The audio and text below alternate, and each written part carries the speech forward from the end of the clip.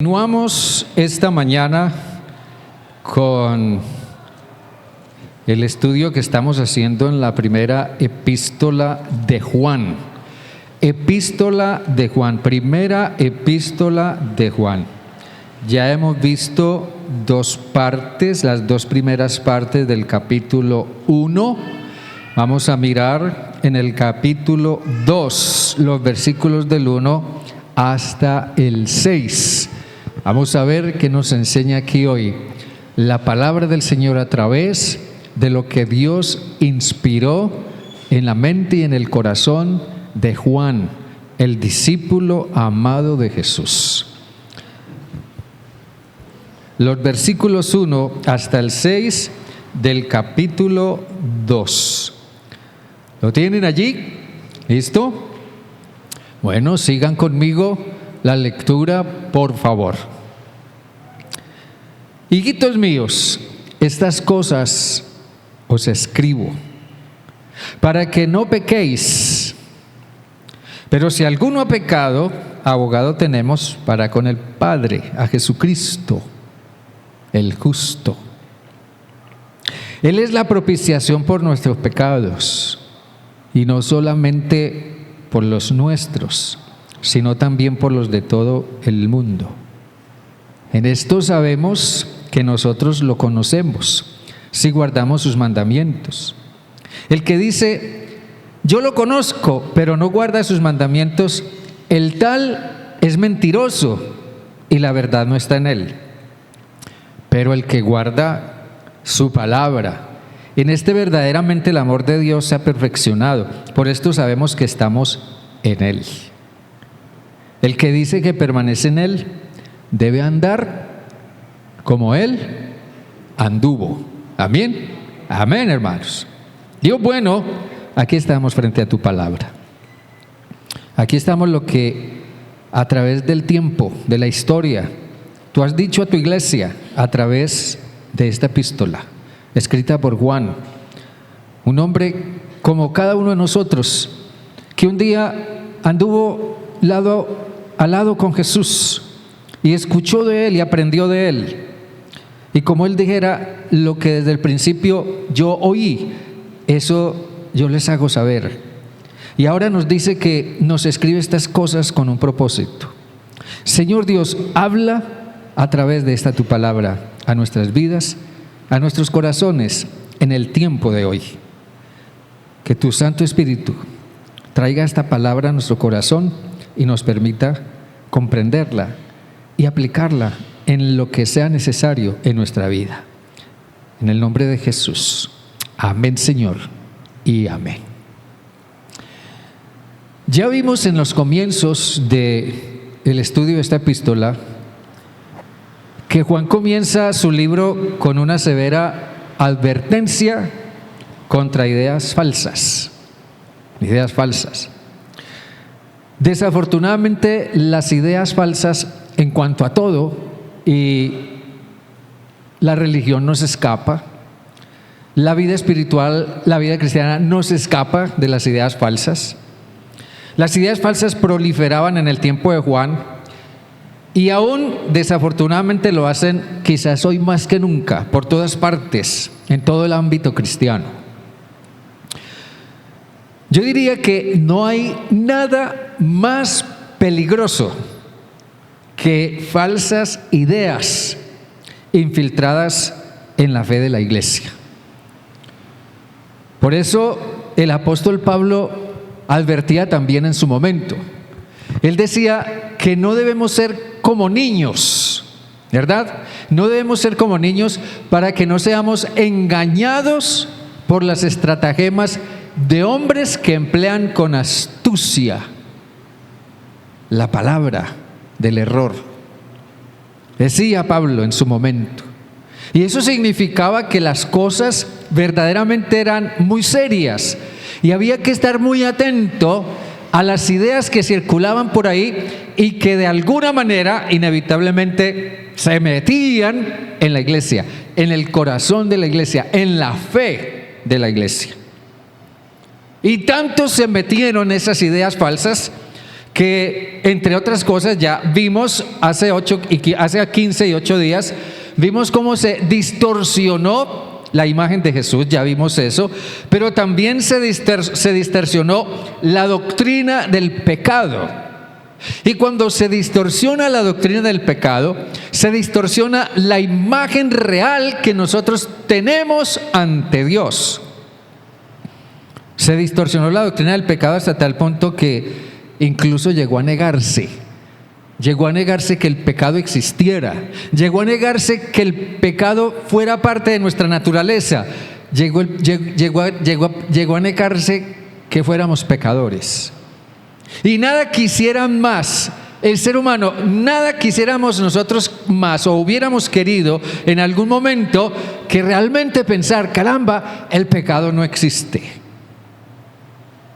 Pero el asunto es que el pecado, con todo y eso, seguía ahí. El pecado seguía ahí, ahí estaba. Ahora Juan aborda entonces otro tema a raíz de eso, y es el tema de cómo tratar entonces con el pecado. ¿Cómo tratar con el pecado? ¿Ha oído usted la canción "Tú lo que quieres es que me coma el tigre"? Seguramente que sí. Claro, no la vamos a cantar aquí ahora, pero una de sus estrofas dice: "Y entonces me subo a la loma, me subo en el árbol, me tiro en el río". El tigre se sube en la loma, se sube en el árbol, se tira en el río. Y entonces me salgo del río, me meto en mi casa para que no me vea. El tigre se sale del río, se mete en mi casa. Uy, la cosa está fea. Esta es una canción muy folclórica, hecha hace muchos años por un compositor barranquillero.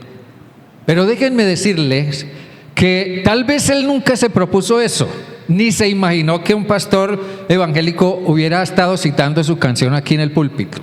Pero déjenme decirle que eso nos enseña mucho, porque si un tigre se mete en mi casa, viene a ser algo supremamente complicado. Yo no podré dormir, no podré sentarme a comer tranquilo, no podré descuidarme, tampoco puedo ignorar al tigre. No, déjenlo por ahí, hagamos de cuenta que no está ahí. Tampoco puedo disimular, sí, como que hay un tigre por ahí, no, yo por allá miro para otro lado. No, tampoco puedo echar el tigre, no puedo coger la escoba y sacar al tigre a escobazos, no puedo. El tigre simplemente está ahí y representa un peligro mortal y representa algo que hay que hacer. Hermanos, el pecado es como una fiera escondida en nuestra alma. Nosotros no alcanzamos a imaginar, o no sé hasta dónde usted haya experimentado en su propia vida, en su propio vivir, ¿qué clase de fiera es el pecado?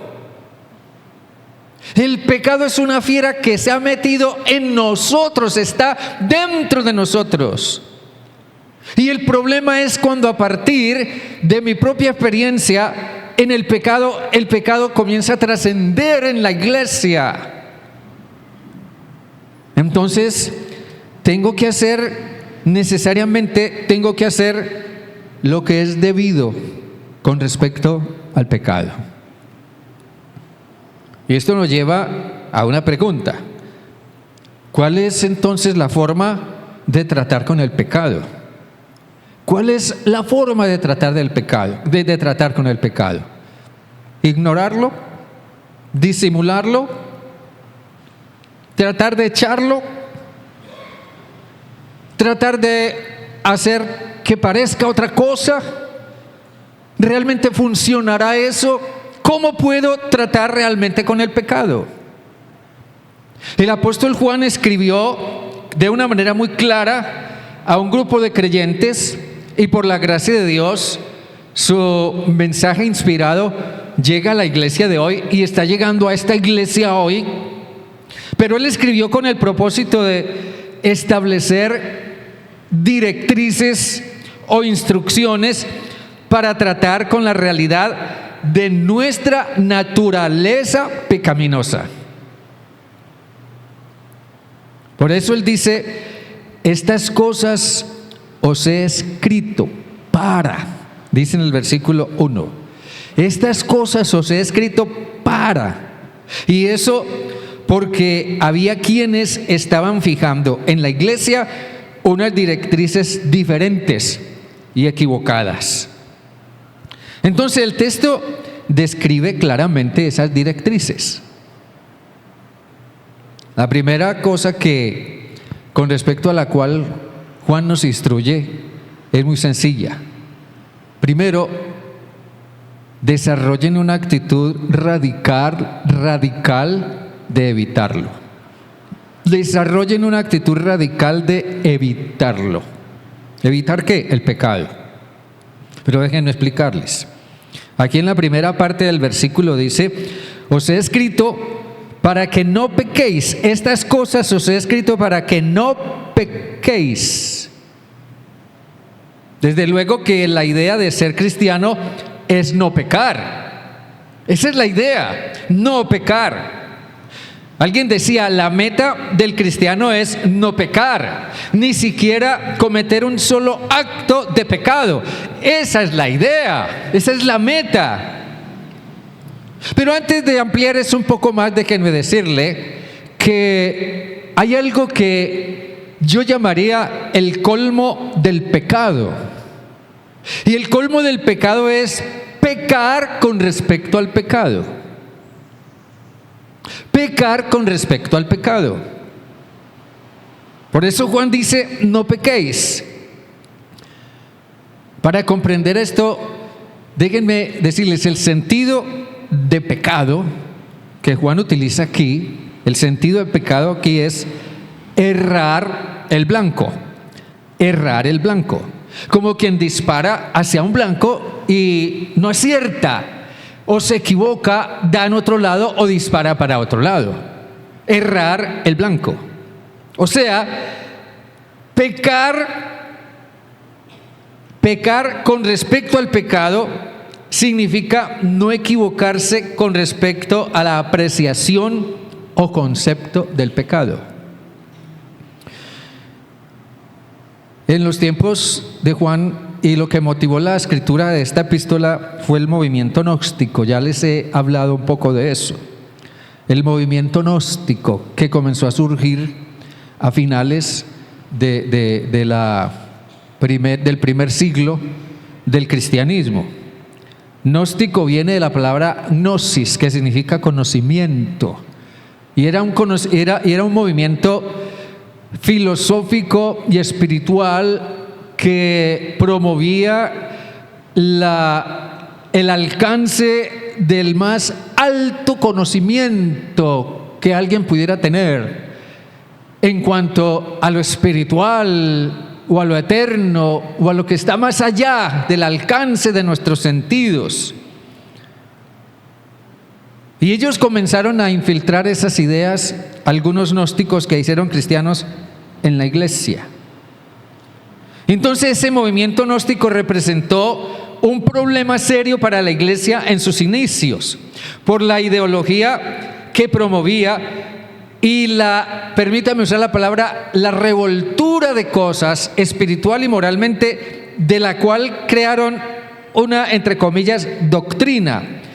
Comenzaron a crear una doctrina y algo que comenzó a surgir de esa doctrina fue una extraña manera de vivir como cristianos, una práctica cristiana sumamente extraña, porque por medio del gnosticismo se había infiltrado en la iglesia una creencia equivocada acerca de Cristo, como lo vimos hace ya 8 o 15 días, y una creencia equivocada acerca del pecado. Ellos insistían en que Jesús sí murió, pero Él murió para salvar el cuerpo. Jesucristo murió para salvar nuestras almas y purificar nuestro espíritu, pero no para librarnos del pecado. Así que Eso contribuyó a desarrollar dos tendencias, dos formas de pensar en la iglesia. Una, a autocastigar el cuerpo para evitar el pecado, y la otra, a tomar el pecado a la ligera y de forma cínica. Dos posturas opuestas. Decía alguien, la idea gnóstica de que la materia era mala y de que solo el espíritu era bueno, llevó a la idea de que o el cuerpo debía ser tratado ásperamente, en una forma de ascetismo. El ascetismo es autocastigarse para tratar de evitar el pecado o para reprender los remordimientos por el pecado. Entonces una persona se infringía sufrimiento a sí misma, o se infringe algún tipo de sufrimiento o de privación. Ese era un extremo. Pero el otro extremo era que el pecado cometido en el cuerpo no tenía relación o efecto en el espíritu de una persona, porque su espíritu ya había sido purificado por lo que Cristo hizo en la cruz. Por eso algunos llegaron a concluir que el pecado cometido en el cuerpo físicamente no importaba. No importaba la inmoralidad, porque ésta era permisible. No importaba cómo uno vivía, porque era permisible vivir como quisiera. Y uno podía negar entonces el pecado y menospreciar la ley de Dios. El punto es que pecar con respecto al pecado, a la luz de todo eso, es pensar o hacerse la idea de que el pecado no existe. Y cuando nosotros desconocemos nuestros pecados, o quizás no le damos la importancia debida al pecado, o hacemos ciertas cosas que son pecado, pero nosotros no las consideramos así, estamos diciendo lo mismo que decían los gnósticos: el pecado no existe. Y esa idea es errar el blanco, es fallar en comprender algo que es esencial a la fe. Por tanto, es pecar sin pensar que se está pecando. ¿Vamos bien, hermanos? Entonces, lo primero que podemos subrayar aquí es que Juan exhorta: no pequen con respecto al pecado. No se equivoquen con respecto al pecado. Desháganse de la idea de que el pecado no existe. No, desháganse de esa idea, eso no es así. El pecado es tan real como que alguien comete asesinato o adulterio. El pecado es tan real como que alguien roba o miente. El pecado es tan real como que alguien simplemente ofende o chismosea o no cumple una promesa. El pecado es absolutamente real. En su sentido práctico, el pecado no es una teoría al margen de la cual podemos vivir, sino una realidad tangible, palpable, en la que nosotros estamos inmersos. Es una realidad. No más tenemos que mirar, quizás, cómo habrá sido nuestra vida antes de conocer a Cristo. Estábamos inmersos en el pecado. No más tenemos que mirar cómo está el mundo por doquiera, la clase de pensamiento que predomina hoy, la clase de cosas que vemos en el mundo, para darnos cuenta qué tan real es el pecado. El pecado es real, por tanto no lo podemos negar. Y en segundo lugar, Juan dice: de todas formas, no pequen de ninguna manera. Procuren no pecar de ninguna manera. Pecar es una decisión, pero no pecar también es una decisión. Juan dice: reconozcan la peligrosidad mortal del pecado. No jueguen con el tigre. Amén. Ahora bien, ¿qué debemos hacer si hemos pecado?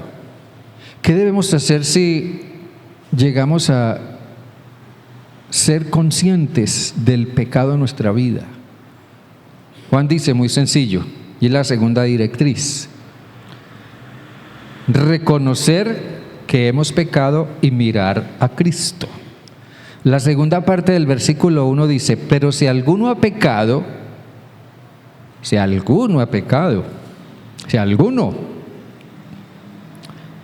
abogado tenemos para con el Padre, a Jesucristo el justo.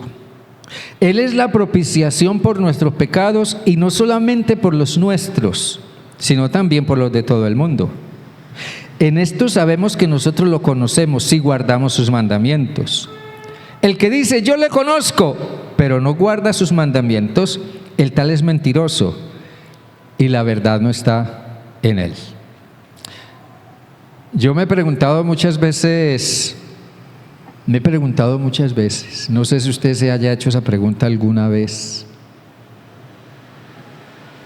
¿por qué para muchos de nosotros se nos hace tan difícil reconocer en nuestro ser el pecado? A veces estamos más dispuestos a reconocer ciertos errores. Sí, nadie es perfecto. Sí, yo sé que cometo errores. He cometido algunos errores. Y eso decimos. Pero la verdad es que, ¿por qué se nos hace tan difícil, tanto reconocer en nuestro ser el pecado como tal? Saben, yo pienso que tiene que ver mucho con lo que nos han inducido a pensar, o con la forma como nosotros mismos nos autopercibimos, en la forma como nos autopercibimos, como nos vemos a nosotros mismos. La escritora Nancy DeMoss, ella escribió un libro llamado Santidad, que trabajamos aquí hace un tiempo, creo que el año pasado. Ella decía: a las personas, entre comillas, buenas, que nunca han cometido adulterio u otra cosa grave, entre comillas, les puede resultar muy difícil reconocer su propia pecaminosidad. Por eso es que solemos ver tantas veces, por ejemplo, en una ceremonia fúnebre, se muere una adorable ancianita, una dulce abuelita, de la que todo el mundo dice, y hasta ponen en su lápida: eras el amor más grande que pudimos conocer, eras el amor mismo en persona, eras lo más dulce. Pero solo Dios sabe qué había en el corazón de esa ancianita dulce y amorosa. ¿O será que no?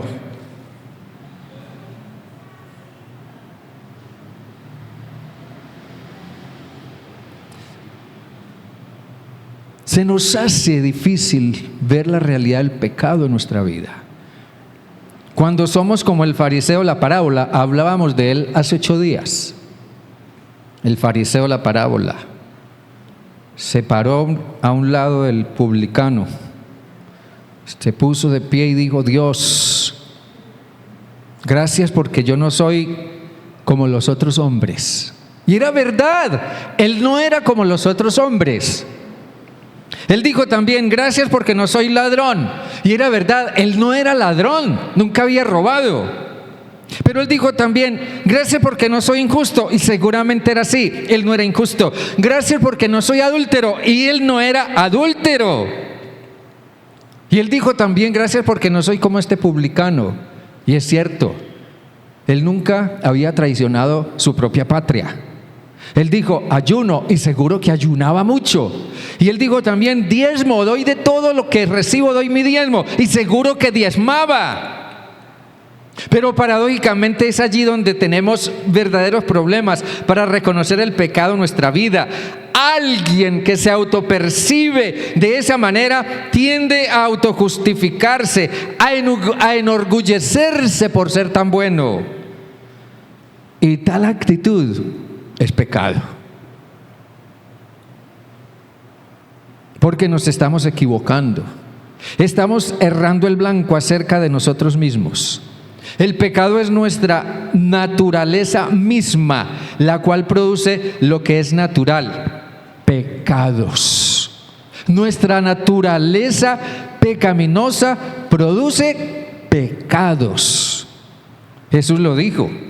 En el Evangelio de Mateo, en el capítulo 15, en el versículo 17, Mateo capítulo 15, versículo 17, miren lo que Jesús dijo: ¿no entendéis que todo lo que entra en la boca va al vientre y es echado en la letrina? Uy, tremendo eso. Pero dice, pero lo que sale de la boca, del corazón sale. Y esto contamina al hombre. Porque del corazón salen ¿qué? ¿Qué? Los malos pensamientos, los homicidios, los adulterios, las fornicaciones, los hurtos, los falsos testimonios, las blasfemias. Estas cosas son las que contaminan al hombre, dijo Jesús. Pero Juan reconoce que aun siendo creyentes cristianos, como somos la mayoría, si no todos los que estamos aquí o los que asisten a las iglesias cristianas, aun siendo creyentes cristianos, aun siendo salvos, aun siendo muy activos en la iglesia y todo lo demás, Juan reconoce que aún así subsiste el potencial de pecar. Subsiste el potencial de pecar. Por eso él dice, si alguno ha pecado. Ahora, ¿acaso no es eso lo que vemos todo el tiempo en las iglesias? El pecado no solo es cuestión del mundo, desafortunadamente. El pecado tiene invadida la iglesia. El pecado tiene invadida la iglesia. Nuestro problema tal vez no sean, entre comillas, grandes pecados. Al menos así lo consideramos nosotros. Señor, gracias porque yo no soy adúltero, no soy un fornicario, porque no soy un borracho, porque esto, ¿verdad? Nuestro problema no son grandes pecados quizás, pero la pregunta es, ¿qué de los pecados pequeños? ¿Qué de los pecados pequeños? Demasiadas veces no los vemos, tal vez porque son tan pequeños o porque nosotros mismos los hemos minimizado tanto que ya no los vemos. Hemos hablado aquí en otro momento del capítulo 3 de la epístola a los Colosenses, pero déjenme decirles simplemente, en Colosenses 3, Pablo habla de pecados pequeños, entre comillas. Él habla de pecados pequeños. Él habla de la ira. ¿Qué de esas explosiones de ira con las cuales muchas veces ofendemos y decimos cosas que no debiéramos decir? Enojo. ¿Qué de ese resentimiento que seguimos guardando en el corazón hacia alguien? Malicia. ¿Qué de esa mala intención que por debajo de cuerda a veces tenemos para conseguir un lucro o un fin personal? Blasfemias. ¿Qué de eso de que a veces le echamos la culpa a Dios porque nosotros fallamos o porque algo no nos salió bien? Pablo habla también de palabras deshonestas. ¿Qué de esas palabras que hemos comprometido y nunca hemos cumplido? Pablo habla de mentiras. ¿Qué de eso que decimos para amparar y cubrir nuestra imagen y borrar nuestras huellas? Sí, pecados pequeños. Pero observen que en Colosenses 3, Pablo describe, a la par que esos pecados pequeños, describe también grandes pecados: fornicación, impureza, pasiones desordenadas, malos deseos y avaricia. Y cuando el pecado es discernido en nuestro ser, Cuando llegamos a ser conscientes de Él, eso resulta inquietante, angustiante. Pedro se paró ante la multitud el día de Pentecostés, ante una multitud de judíos, y les dijo: ustedes mataron a Jesús. Ustedes mataron, ustedes crucificaron a Jesús. Y cuando Pedro los llamó asesinos y les hizo ver lo que habían hecho, dice Lucas que se compungieron hasta tal punto, sintieron tal dolor, tal remordimiento, tal angustia en su corazón por lo que habían hecho, que dijeron: por Dios, ¿y ahora qué vamos a hacer? ¿Qué vamos a hacer? Cuando una persona llega a ser consciente del pecado en su vida, no puede menos que sentirse compungido. Muchas personas se sienten vacías o experimentan una frustración, una carga interior. La vida no les satisface para nada, pero no saben qué es lo que les pasa. Entonces buscan soluciones, buscan religión, buscan recursos humanos, que el psicólogo, que el psiquiatra, que esto, que lo otro. Luchan con sus pecados, tratan de ignorarlo, tratan de distraerlo. Vayámonos de fiesta, vayámonos de parranda, vayamos y hagamos tal o cual cosa. Buscan distraer el pecado, pero no quieren aceptar la realidad de que el pecado está ahí, luchando contra ellos mismos y destruyéndolos. Entonces lo mejor, dice Juan, es reconocer el pecado, reconocer que estoy errando el blanco, que estoy llevando mi vida por el camino equivocado y mirar a Cristo. Juan dice que Cristo es el abogado.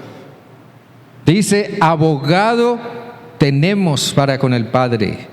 Pero también dice que Él es la propiciación por nuestros pecados. En el Evangelio de Lucas, Jesús contó una parábola en la que dijo que un hombre tenía sembrada una higuera, pero la higuera no producía frutos, no daba nada, simplemente aparecía ahí llena de hojas, pero no daba frutos. Entonces el dueño del campo le dijo al que administraba, le dijo: corta esa higuera, sácala de ahí, porque no da nada de fruto. Ya hace tiempo que vengo a buscar fruto en ella y no encuentro nada. Córtala. ¿Para qué inutiliza más la tierra? Pero el administrador le dijo: Señor, ¿por qué no esperas un poco? Y déjame que yo cuide de ella, que yo la abone. Espera un tiempo para saber si después de eso da fruto. Y si no da fruto, entonces la cortas. Allí Lucas nos está presentando a Jesús como el abogado defensor, el que pide a Dios una segunda oportunidad. Jesús es el abogado que intercede. Él ruega por una nueva oportunidad. Juan el Bautista describió a Jesús también como propiciación. La palabra propiciación simplemente significa sacrificio. Alguien que se ofrece en sacrificio en lugar de otro. Y Jesús fue propicio. Él se ofreció en sacrificio en lugar suyo, en lugar mío, en lugar de todos por nuestros pecados. Y Juan describió a Jesús como propiciación. Él dijo, señalando a Jesús, dice: he aquí el Cordero de Dios que quita el pecado del mundo. La palabra quitar que utiliza Juan aquí es una palabra que significa levantar y echarse a cuesta una carga que no es suya, es de otro, pero él propiciamente se la echó a cuestas, él. Jesús asume nuestro pecado y nuestra culpa para satisfacer la justicia de Dios. ¿Saben, hermanos? La auténtica forma de tratar con el pecado no es el confesionario, no es necesariamente la consejería ni el psicólogo. No, La forma auténtica de tratar con el pecado no es distraerlo, irme de parranda o hacer quién sabe qué para disimularlo o acallarlo. La auténtica forma de tratar con el pecado es comprender y aceptar que Jesús cargó con él y asumió nuestra culpa y obtuvo para nosotros el perdón de Dios. Amén, hermanos. Mirar a Cristo es verlo por fe como quien intercede por nosotros y como quien cargó con nuestra culpa. Esto es lo que Él nos manda hacer. Y cuando lo hacemos, realmente conocemos a Jesús como quien llevó nuestro pecado. Por eso Juan dice, y en esto sabemos que nosotros lo conocemos, si guardamos sus mandamientos. Y una tercera directriz que Juan nos plantea aquí es para tratar con el pecado. Aprendan a imitar a Jesús.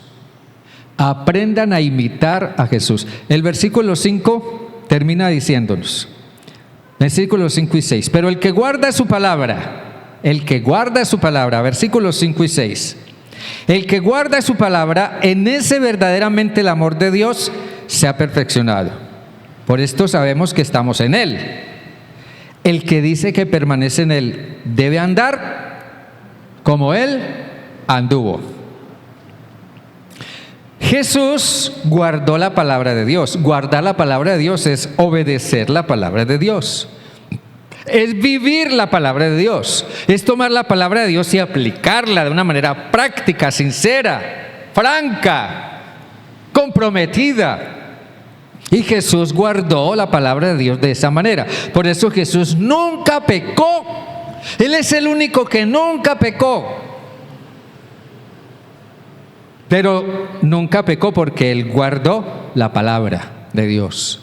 El diablo se presentó delante de Jesús y el diablo suele presentarse delante de nosotros de alguna manera, también para tentarnos. Pero se plantó delante de Jesús y le dijo: haz las cosas como yo te diga que las hagas. Sueña con lo que yo quiero que sueñes. Y acéptame en tu vida como quien puede llenar y satisfacer todos tus deseos. Eso le dijo el diablo a Jesús. Pero Jesús le dijo: no, Señor, está escrito, la palabra de Dios dice, no solo de pan vivirá el hombre. También le dijo: no tentarás al Señor tu Dios. Y también le dijo: apártate de mí, Satanás, porque al Señor y solo a Él adorarás. Y eso es lo que yo voy a hacer, le dijo Jesús. En los capítulos 4 al 5, no tienen que buscarlo, solo quiero decírselos. En los capítulos 4 al 5 de Efesios, Pablo exhorta a la iglesia y les dice varias cosas. Yo os ruego que andéis como es digno de la vocación con que fuisteis llamados. Dice en el capítulo 4, versículo 1. Pero luego Pablo les dice: ya no andéis como los otros gentiles, o sea, ya no sean como el resto de la gente. 4:17 de Efesios. Y luego Pablo les dice también: por tanto, sed imitadores de Dios como hijos amados. Sed imitadores de Dios como hijos amados. La forma práctica de tratar con el pecado es siendo imitadores de Jesús.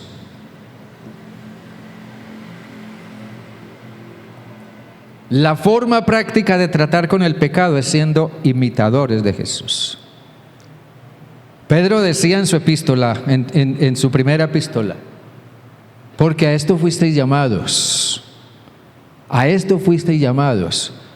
para que sigáis su ejemplo y andéis también en sus pisadas, andéis en sus huellas.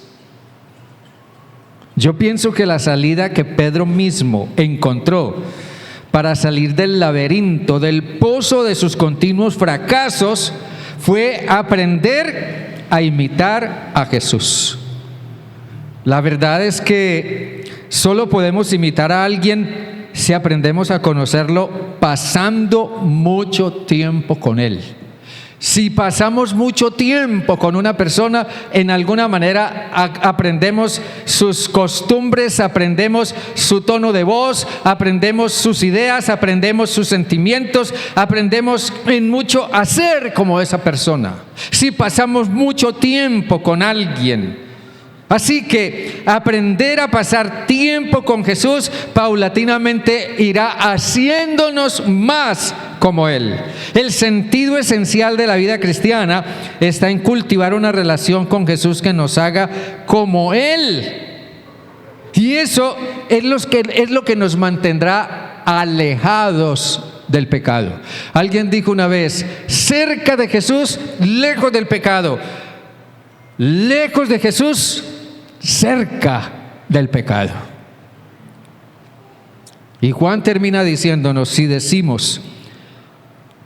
el que dice que permanece en Él debe andar como Él anduvo. ¿Cuántos dicen amén? Amén, hermanos. Déjenme terminar diciendo, ser cristianos no es ser perfectos, no. Ser cristiano no es ser perfectos, pero sí es aprender a ser sabios y a evitar el pecado. Y saber tratar con el pecado siguiendo las directrices de Dios mismo a través de su palabra. La solución no es negar el pecado, ni ignorarlo, ni disimularlo, sino reconocerlo y seguir las directrices que nos ordena la palabra del Señor para tratar con él día a día. Hermano, hermana, no permita que se lo coma el tigre. Eso es lo que el diablo quiere. Amén. Amén. Incline su rostro y ore, por favor.